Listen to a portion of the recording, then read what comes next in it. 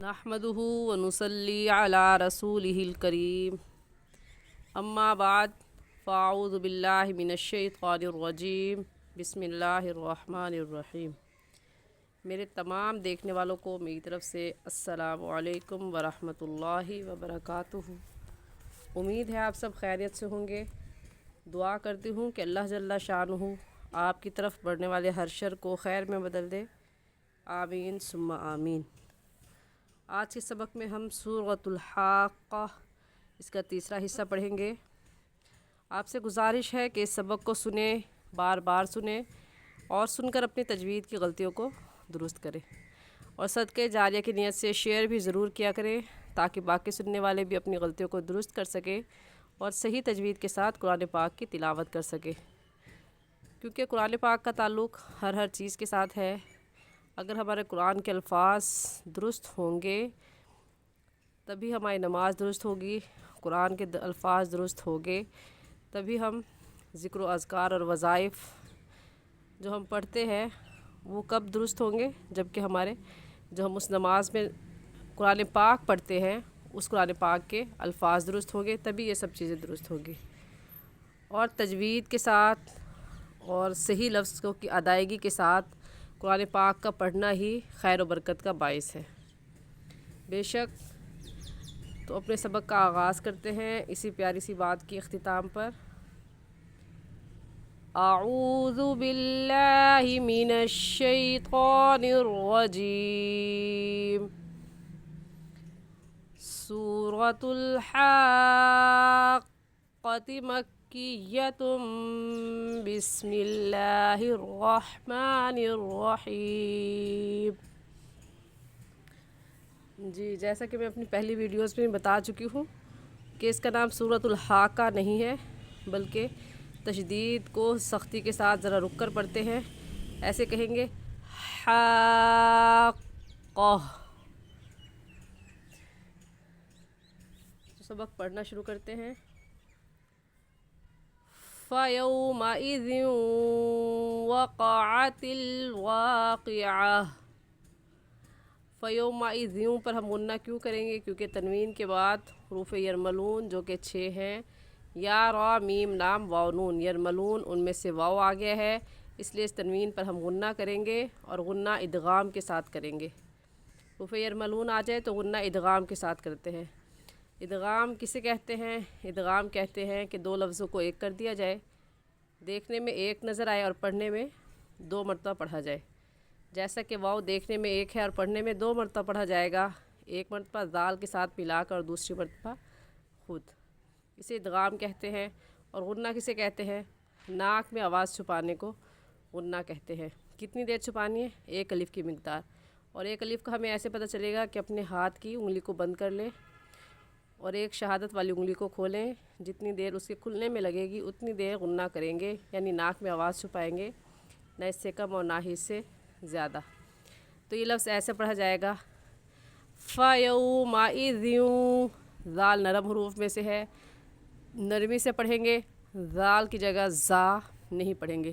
نرمی سے پڑھنے کا طریقہ یہ ہے کہ زبان کی نوک دونوں دانتوں کے درمیان میں لے کر آنے سے ذال نکلتا ہے، تو اس کے مخرج کے مطابق پڑھیں گے ایسے فَيَوْمَئِذٍ وَقَعَتِ الْوَاقِعَةُ۔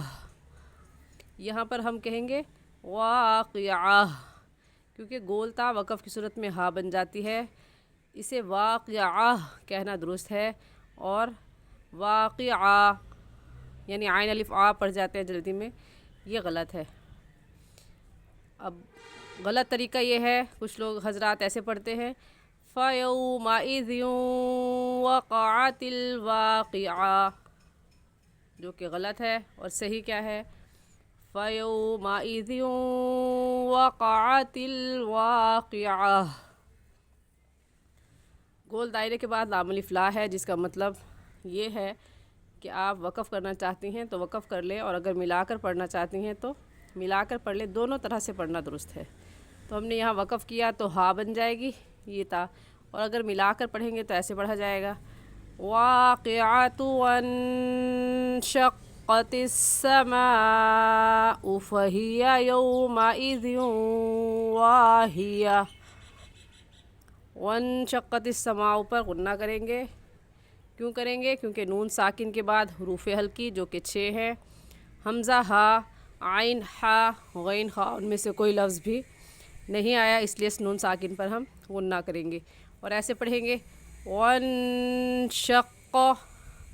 قاف موٹے حروف میں سے ہے، موٹا کر کے پڑھیں گے، اور موٹا کرنے کا طریقہ کہ آپ کے ہونٹ دونوں گول ہو جائے۔ اور قاف کا کیا مخرج ہے، اس کی مکمل تفصیل میں نورانی قاعدے کی پہلی تختی میں بتا چکی ہوں، آپ وہ ویڈیو دیکھ سکتے ہیں نورانی قاعدے میں قاف، جو تفصیل جاننا چاہتے ہیں۔ تو اسے ہم وانشقت السماء کہنا غلط ہوگا اور صحیح ہوگا وانشقت السماء۔ سماء میں کون سی مد ہے؟ اس مد کا نام ہے مد متصل اور مد واجب۔ ہمیں کیسے پتہ چلا؟ کیونکہ حروف مدہ کے بعد حمزہ اسی کلمے میں ہے، اس وجہ سے اس مد کو مد متصل اور مد واجب کہیں گے، اور اس مد کو 4 الف کے برابر کھینچ کر پڑھیں گے، نہ اس سے کم اور نہ ہی اس سے زیادہ۔ ایسے پڑھا جائے گا وانشقت السماء فهي يومئذ واهية۔ یہاں پر بھی گولتا ہے، اور گولتا وقف کی صورت میں ہا بن جاتی ہے، تو ہا پڑھیں گے واہیا، کہنا غلط ہے اور صحیح ہے واہیا۔ یہ چھوٹی چھوٹی غلطیاں ہیں جو ہم تجوید میں کر جاتے ہیں اور ہمیں ان غلطیوں کا اندازہ بھی نہیں ہوتا۔ تو آپ جو اتنا ٹائم سوشل میڈیا پر دیتے ہیں، کم از کم 10 منٹ اپنے قرآن پاک کو ضرور دیا کریں، تاکہ آپ کی یہ غلطیاں درست ہو سکیں اور آپ صحیح تجوید کے ساتھ قرآن پاک پڑھ سکیں۔ تو ہم واہیا آخر میں ہا پڑھیں گے، یا کے بعد الف نہیں پڑھیں گے کیونکہ یا کے بعد الف نہیں ہے۔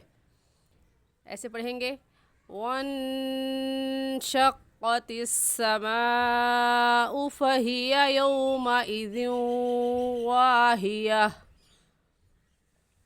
والملك على أرجائها۔ ارجائها کے بعد قوا کی علامت ہے، جسے وقف مطلق کی علامت کہا جاتا ہے، اور وقف مطلق اس علامت کا مطلب یہ ہے کہ یہاں پر ہمیں ٹھہرنا چاہیے، یعنی ٹھہرنا زیادہ بہتر ہے۔ تو ہم یہاں پر ٹھہر جائیں گے، کیونکہ قرآن پاک گفتگو کے انداز میں نازل ہوا، اور گفتگو کے کچھ آداب ہوا کرتے ہیں۔ اگر ہم ایسے گفتگو کریں کہ کوئی بھی بات کسی بھی موقع پر بول دے، بولتے بولتے رک جائے، دوسری بات شروع کر لے، تو یہ گفتگو کے آداب کے خلاف ہے۔ تو اہل علم نے بھی یہ علامات مقرر کر دی ہے، جن کا مطلب یہ ہے کہ کہیں پر ہمیں رک جانا بہتر ہے، کہیں پر نہ رکنا بہتر ہے، اور کہیں یہ ہے کہ آپ کی مرضی ہے، چاہے رک جائے اور چاہے ملا کر پڑھے۔ تو ان علامات کا خیال رکھ کر قرآن پاک کی تلاوت کرنا ہم سب کے لیے ضروری ہے۔ تو قوا وقف مطلق کی علامت ہے، جس کا مطلب یہ ہے کہ یہاں پر ٹھہر جانا زیادہ بہتر ہے۔ تو ہم ٹھہر جائیں گے، ایسے پڑھیں گے والملک علی ارجائها وَيَحْمِلُ عَرْشَ رَبِّكَ فَوْقَهُمْ يَوْمَئِذٍ ثَمَانِيَةٌ۔ عرشہ میں را ساکن آ گیا ہے، تو را ساکن کو کیسے پڑھنا ہے؟ را ساکن سے پہلے والے لفظ کو دیکھتے ہیں، اس کے اوپر کون سی حرکت ہے۔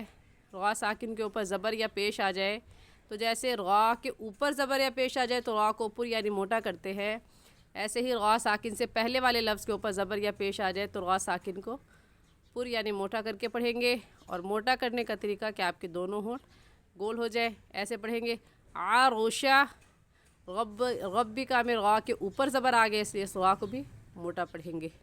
ربک فوقہم یومئذ ثمانیہ۔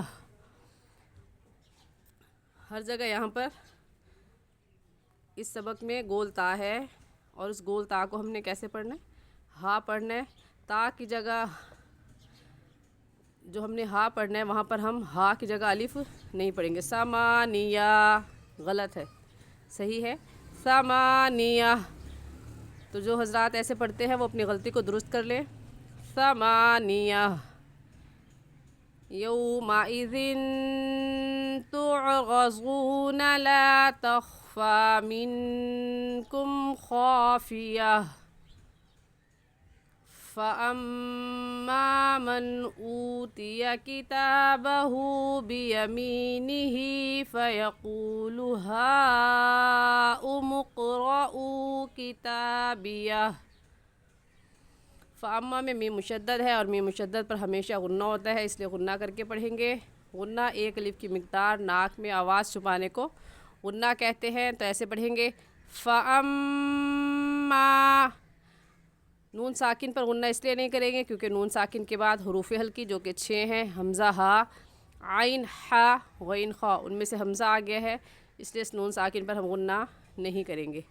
और किताबहू इसके ऊपर उल्टा पेश है तो एक अलिफ की मिक़दार खींचेंगे ऐसे किताबहू बियमीनिही, हू को भी खींचेंगे, बियमीनिही की हा को भी खींचेंगे क्योंकि इसके नीचे खड़ी ज़ेर है और हू के ऊपर उल्टा पेश है। और खड़ा ज़बर खड़ी ज़ेर उल्टा पेश के बारे में हम नूरानी कायदे की तख्ती नंबर 7 में पढ़ चुके हैं कि इनको एक अलिफ की मिक़दार खींच कर पढ़ते हैं।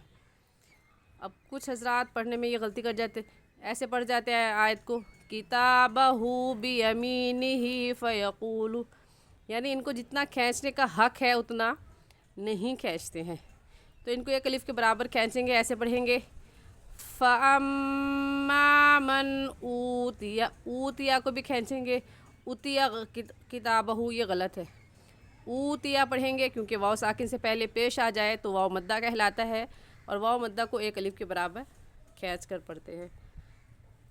मन ऊतिया किताबहू बियमीनिही फ़यक़ूलु हाउम इक़्रऊ। इस लफ्ज़ को सही पढ़ने का तरीका समझ लें, ये क्या लफ्ज़ है, फ़यक़ूलु हाउम इक़्रऊ किताबिया। किताबिया में आखिर लफ्ज़ हा है और वो पहले से ही साकिन है, तो इसको ऐसे ही पढ़ेंगे जैसे लिखा हुआ है।